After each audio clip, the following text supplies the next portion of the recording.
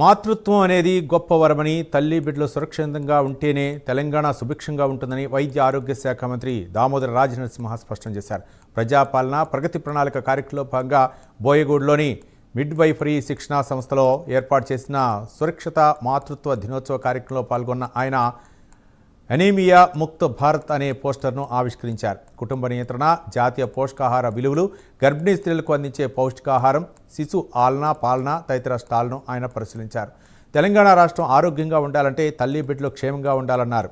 Mid వైఫరీ విధానాన్ని పెంపొందించి బలోపేతం చేసి గ్రామీణ ప్రాంతాలకు సైతం విస్తరించాల్సిన ఆవశ్యకత ఉందన్నారు.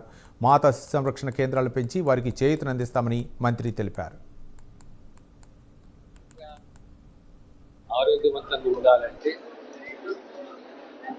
మహిళ ఆరోగ్యంగా ఉండాలి, తల్లి ఆరోగ్యంగా ఉండాలి, మదర్ అండ్ చైల్డ్ ఆరోగ్యంగా ఉండాలి. ఆ దిశగా తెలంగాణ ప్రభుత్వం కృషి చేస్తున్నది.